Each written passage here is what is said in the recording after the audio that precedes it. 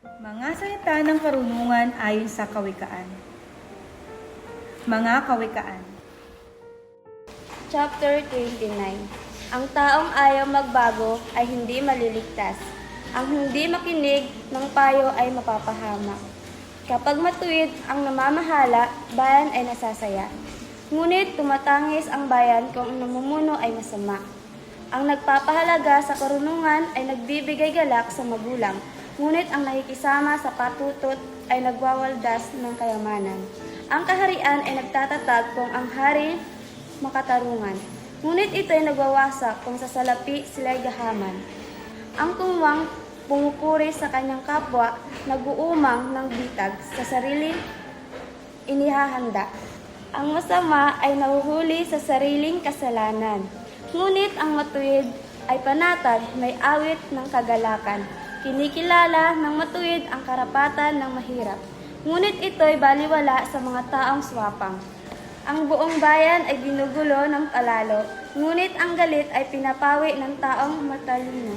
Kapag inihadla ng may unawa ang isang taong mangmang, ito'y hahalakhak lang at lilikha ng kaguluhan.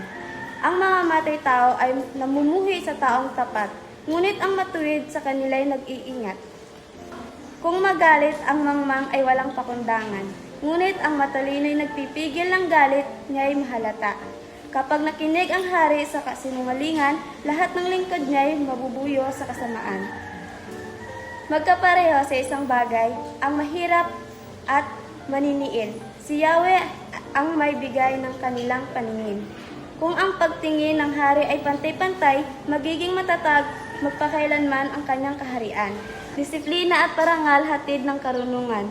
Ngunit ang batang suwael sa magulang ay kahihiyan. Kapag masama ang namamahala, naglipa na ang kaharasan. Ngunit masasaksihan ng matuwid ang kanilang kapahamakan.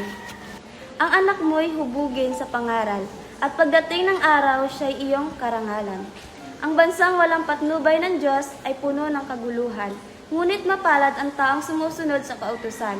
Ang kautusan ay di matututo, kung ito lang ay pagsasabihan, pagkat di niya susundin kahit ito ay maunawaan.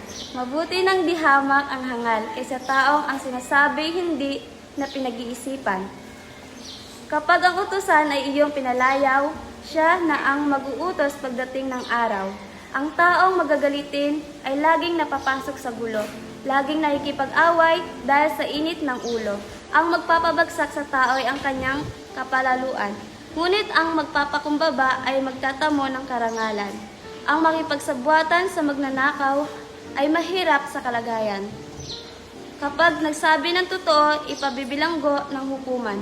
Ngunit paparusahan ng Diyos kapag ang sinabi kasinungalingan.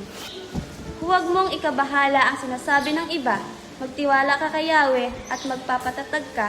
Marami ang lumalapit sa hari upang humingi ng tulong. Ngunit kay Yahweh lamang makakamtan ang katarungan.